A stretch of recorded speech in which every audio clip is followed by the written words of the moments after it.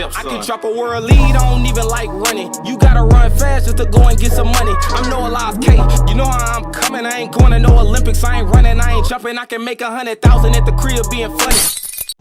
Boys and girls, let's talk about what we just witnessed. The World Championships are off to a start. In the women's 100 meters first round, oh, I just hit 8,000 on Twitter. Let's go. But the women's 100 meter first round just took place. And the automatic qualifiers, the top 10 places, you got Julien Alfred with a 10.93. Looks good. Ran about 50 meters. Shut it down. Stayed in her drive phase. All power. No frequency. Dina was second. 10.94. Season's best. Won her heat pretty easily and convincingly. Melissa Jefferson, first heat. No one was even close. 10.99. Looks pretty decent. Tina Clayton won her heat. 11.01. Fifth, you got Sha'Carri Richardson. Won her heat. 11.03. Season's best. Shericka Jackson, second place in the heat with Sha'Carri. 11.04. These are two proven champions. Now we move on to Marie-Josée Talu Smith in seventh for 11.05. She won her heat. She looks pretty decent. TT Terry, 11.06. I think she got like third in her heat. Or second in her heat.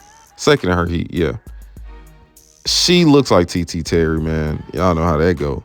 Dina Asher Smith, heat 2. I missed like the first two heats, but Dina Asher Smith, 11.07. Seems like she got second in her heat behind Tina Clayton. Tori Lewis for 10th place in Australia. She was in heat 3. She finished third in heat 3. Apparently, that's a new national record. That just goes to show how pathetic Australia is. I don't see Shelly Ann's name on the list, but I know she ran like 11.09. She was in the heat with Talu. Talu looks really good. I mean, Shelly Ann, she looks how she looks pretty much all season. But I still think that it's a good chance. Well, from those names, I expect majority of those names to be in the final. I think Shelly Ann, she'll definitely get into the final. She wasn't top 10 like times in the first round, but like you don't have to be. All you got to do is just qualify. And she qualified. She got through. She didn't look like she was just running too crazy. She got through. It was easy. Talu got through. Sha'Carri got through. Shericka Jackson got through. Tina Clayton, Melissa, Juju. So it's shaping up to be really good. Now I know these semifinals are going to look really, really crazy. And that's what I'm curious to see. That's definitely what I'm curious to see. How these semifinals will shape up. When the heats drop for these semifinals, I already know what time it is. It's going to be some crazy heats.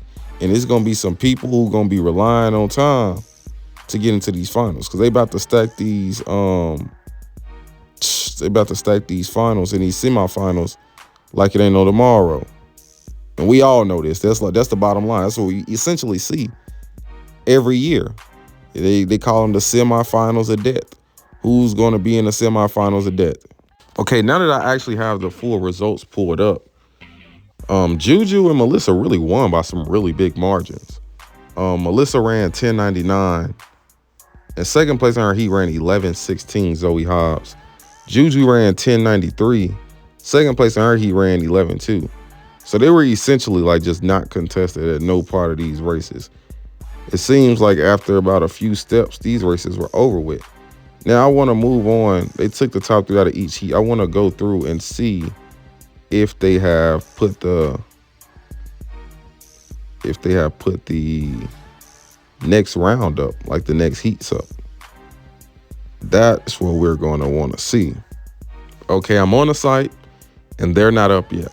So they should be up after the conclusion of today's event. So after the men's 100 and whatever is after the men's 100 today, they definitely should have the heats up. And we're going to talk about that because that's going to be really, really important. I see they have the mixed 4x4 final after the men's shot put, after the men's 100, and after the women's 10K today. So that's essentially in 2 more hours. So I'm curious to see how that'll turn out. We probably know USA or the Netherlands or one of these teams that end up winning that event. It just all depends on who goes with what, line up and who decides to really put their best foot forward. Now, we know USA has a plethora of runners in which they can use for the mixed 4x4. So I think that it's to their advantage that like events like that. And with the Netherlands, I'm not sure if even like a Femke Bol is running. So without Femke Bol, that automatically takes them out the driver's seat because they're nothing without her. And also a Leaky Claver who's been looking like a shell of herself this year. So that's all bad. That's all bad. And like I said, when it came to the meet, I missed the first few heats of the 100. So I'm definitely going to go back and watch a Melissa heat, watch a Tina Clayton heat. Those are pretty much the only two heats that I missed, and see how they looked execution-wise to see how I think they would fare out during the rounds.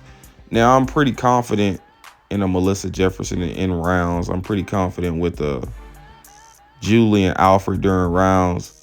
But a lot of these women that have or that lack speed endurance, running 23 seconds in a 200 and things like that, they tend to struggle when it comes to rounds because, like I always say, championships favor finishers rather than starters. So I'm inclined to believe that when it comes to the finals, the starters would be to the advantage. And I think with starters being to the advantage, that would eliminate a lot of people. And it also elevate a lot of people. You gotta think like a person like a Daranita who trains with Lance Brahman. She looks really good. She ran 10.9, and plus she's more of a finisher rather than a starter. And we know that Lance Brahman usually trains finishes rather than starts. He has a lot of good finishers rather than a lot of good starters. And that just fares well, way better when it comes to championship performances. Way better. So I actually just watched Melissa Jefferson's heat. Pretty much just a calm race from beginning to finish. Mid start, came out and just looks like she was in cruise control the entire time and still ran sub 11. Juju, she looks more powerful in the start, ran 10.9. They both ran 10.9. So I think that this shaping up to be a really, really good final. And everybody else, they'll be fighting for bronze and 4th and 5th and 6th like that. But I think we clearly have two people who are ready to run some times that we ain't seen. I'm not going to say that they're about to run times we ain't seen, but I think they're definitely ready to do something that we don't often see. I'll say that for sure. Because they both look really good. They both look way too well all season. And even in these first rounds, looks way too well. So I'm definitely curious to see how this is going to shape up in the next round. Y'all let me know what y'all think about this down below in the comments. And yeah, until next time, I'm out. World champion of what? World champion of what?